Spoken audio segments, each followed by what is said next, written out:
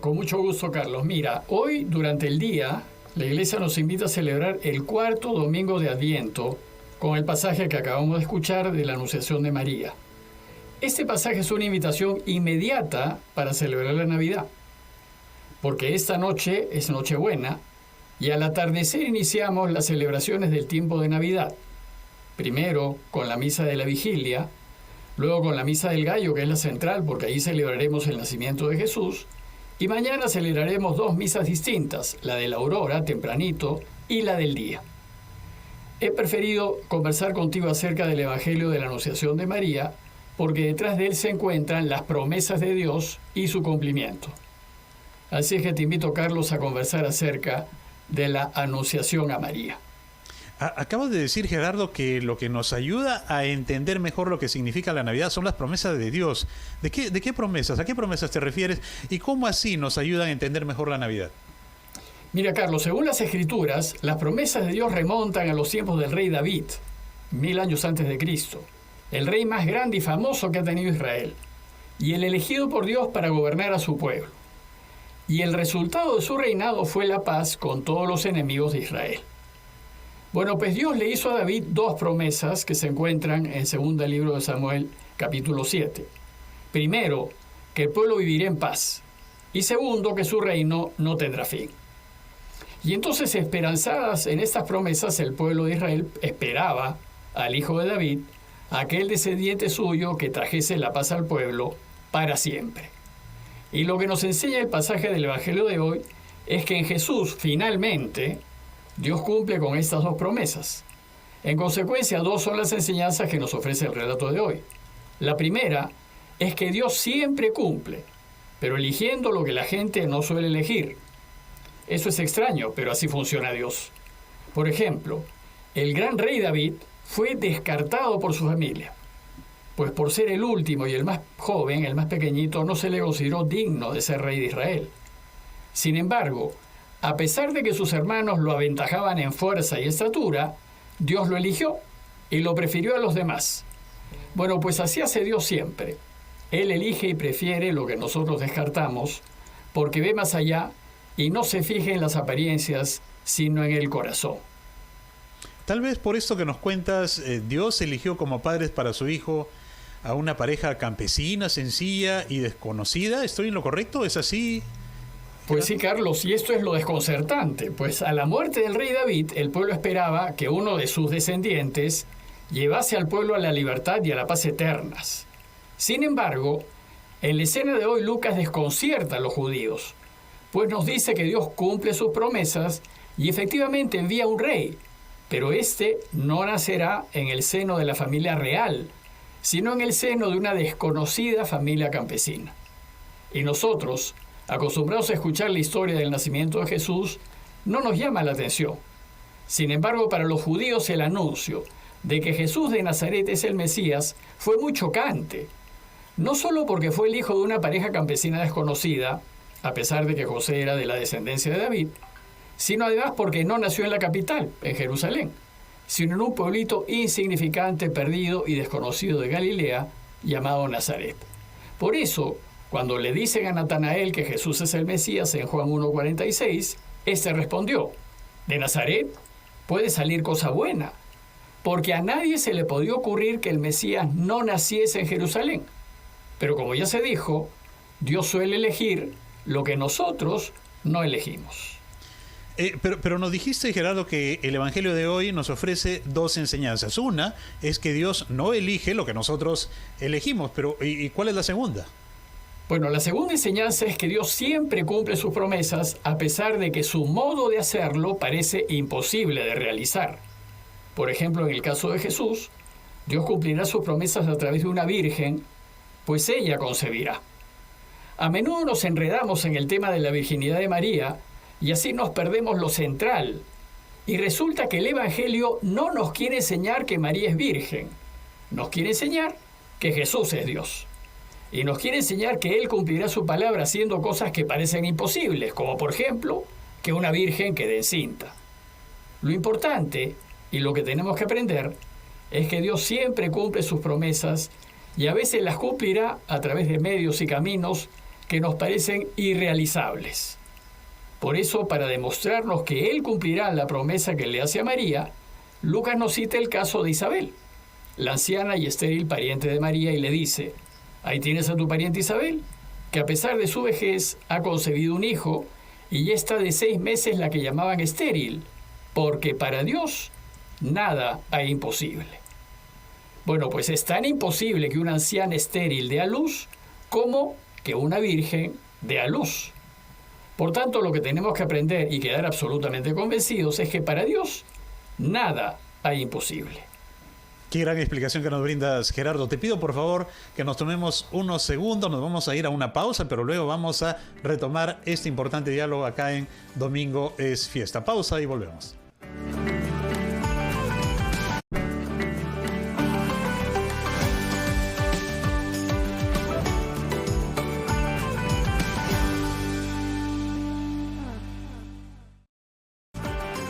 Soy Carlos González, estamos junto a nuestro estimado padre Gerardo Aste conversando sobre el Evangelio de hoy aquí en Domingo es Fiesta en RPP, la voz de todo el Perú. Gerardo, tenemos una pregunta de uno de nuestros oyentes sobre el Evangelio de hoy. ¿Qué te parece si la escuchamos y luego continuamos con tu respuesta? Padre Gerardo, ¿y por qué Dios escogió a María para que sea la madre de su hijo? Mira, Dios escogió a María porque ella fue fuera de serie. Lucas nos dice que se trató de una campesina más del pueblo de Israel, desconocida y sin mayores estudios, pues lo más probable es que no los haya tenido. Y para subrayar esto, Lucas nos recuerda que su nombre era María, porque María era un nombre sumamente común y corriente entre las judías de la época. Es decir, ella era una más del pueblo de Israel. Probablemente hoy muchos de nosotros, preocupados por lo externo y lo visible, jamás hubiésemos reparado en María, ni se nos hubiese ocurrido elegirla, porque a todas luces era una campesina más de las colinas de Galilea, como tantas jóvenes que hoy podemos ver por la calle. Sin embargo, a ojos de Dios, María fue sin duda una mujer extraordinaria. A ver, Gerardo, pero si María fue una campesina común y corriente, ¿por qué nos dices que fue extraordinaria? Bueno, Carlos, en primer lugar, el breve relato de hoy nos dice que María fue una mujer de oración profunda y de una gran intimidad con Dios, algo que no es muy corriente entre las jóvenes de este mundo. Y que fue una mujer de profunda oración nos lo indica Lucas al mencionar la presencia del ángel Gabriel. Pues como ya dije anteriormente, cuando la Escritura nos habla de ángeles o de sueños, lo que busca indicarnos es que la persona a la que se hace referencia está viviendo una profunda e inenarrable experiencia espiritual, y que no hay palabras ordinarias capaces de transmitir dicha experiencia. Por tanto, la presencia del ángel Gabriel nos indica que María se encuentra en oración profunda, viviendo una especial e intensa experiencia de Dios. Pero además, se trata de una experiencia de consolación, pues ella está experimentando la enorme alegría de la presencia del Señor y se siente llena de Él. Alégrate, llena de gracia, el Señor está contigo, dice el texto. Más aún, María se siente elegida de Dios, pues dice el ángel: no temas, María, porque has encontrado gracia ante Dios. Una cosa extraña es que el texto también nos dice que María se turba ante las palabras del ángel. En realidad se turba con razón, porque el saludo del ángel es: alégrate, María. Y un saludo así era solo propio de los últimos tiempos, de los tiempos del Mesías. Esto nos lo cuenta Lucas para que nos hagamos la pregunta, nosotros los lectores, digamos. ¿Estamos ya en los tiempos del Mesías? ¿No será el Mesías el hijo que tendrá María? Recuerden que los evangelios son, pues, instructivos, ¿no? Instrucciones para la iglesia.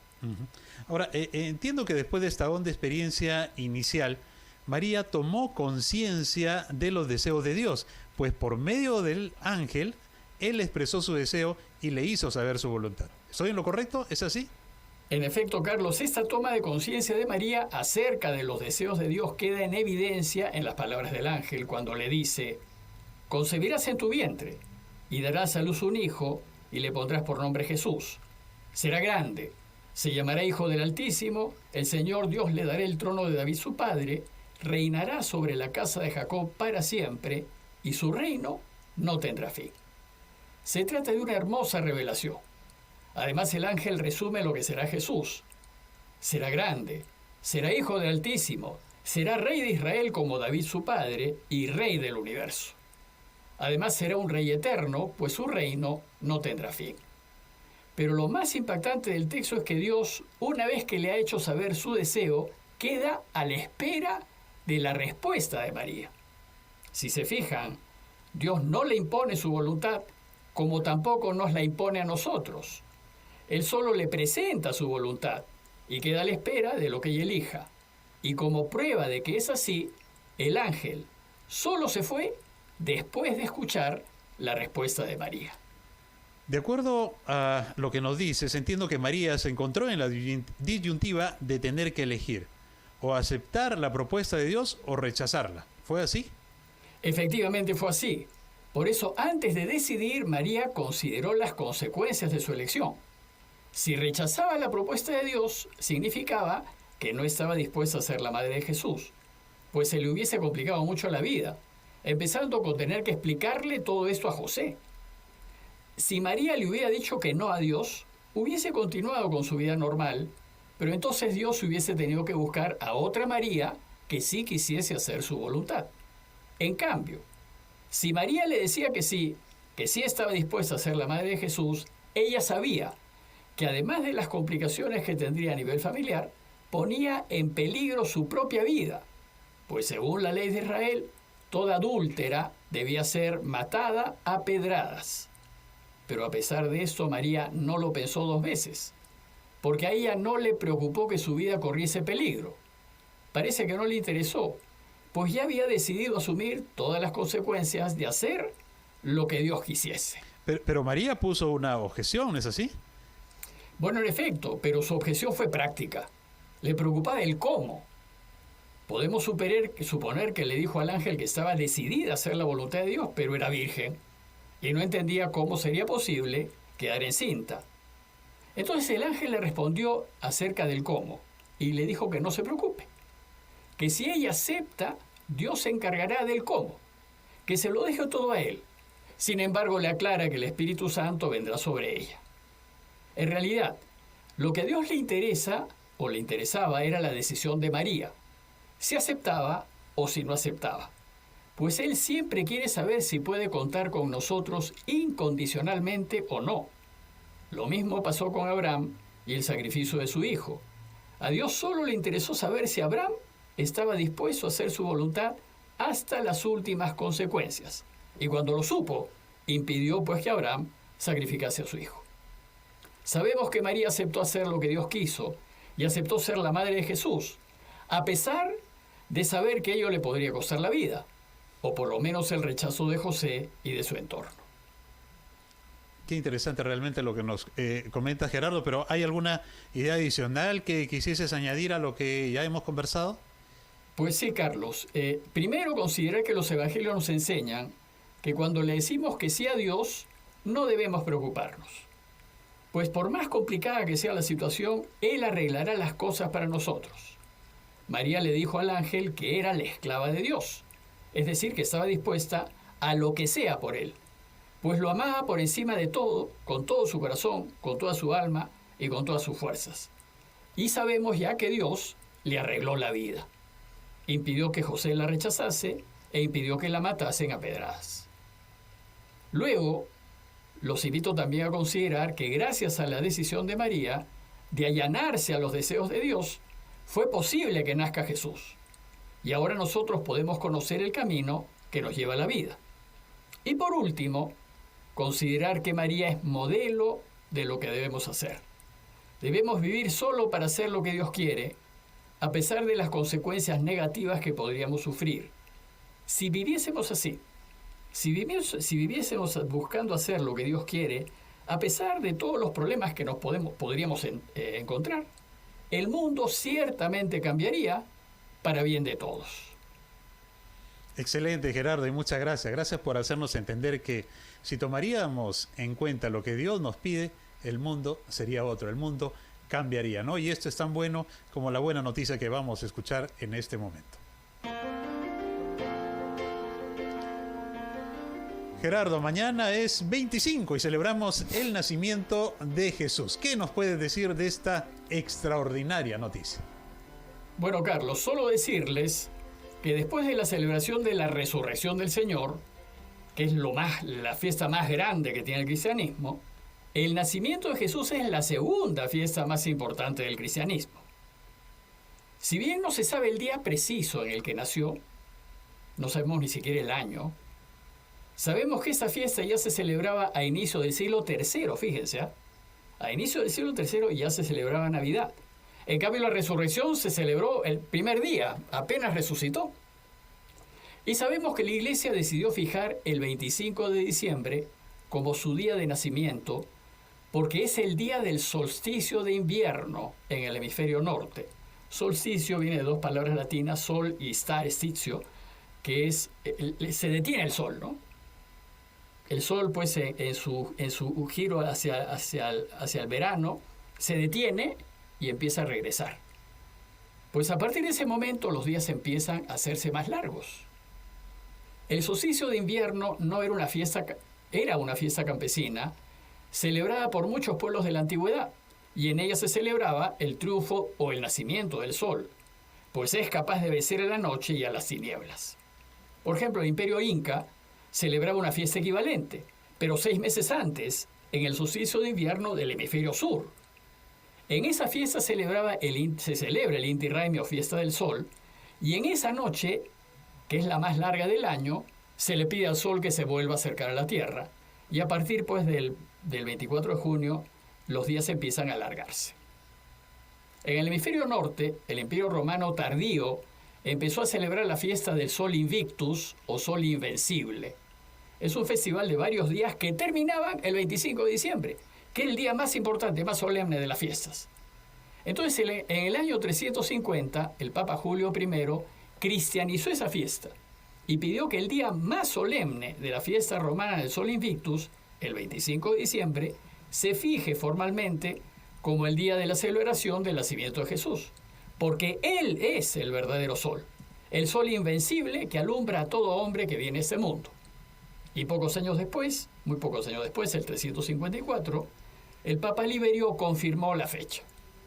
Desde entonces, el 25 de diciembre, la Iglesia Católica ha venido celebrando la solemnidad del nacimiento de Jesús, y lo ha hecho con una preparación previa de casi 4 semanas llamada tiempo de Adviento, en donde se prepara uno para la venida de Jesús.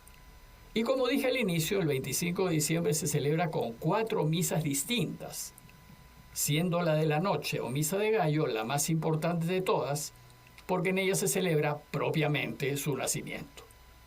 Finalmente, quiero recordar que el 25 se inicia también el tiempo de Navidad, que consiste en 3 semanas de alegría y celebraciones, porque Dios ha nacido y ha entrado en nuestra historia. Gerardo, gracias por toda la información y el conocimiento que nos proporcionas para conocer más la palabra de Dios y más aún en esta fecha tan especial. Hemos llegado a la parte final de domingo es fiesta, pero antes queremos recibir la bendición de Dios.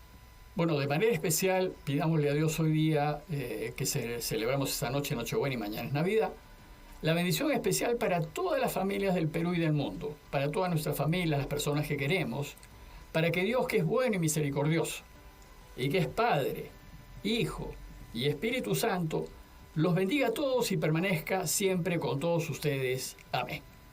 Carlos, muchísimas gracias. Gracias también a ustedes. A todos les deseo una muy feliz Navidad y que Dios les conceda un lindo domingo y una muy buena semana. Buenos días.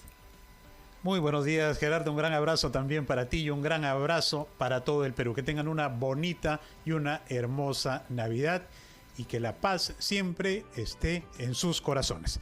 Muy buenos días.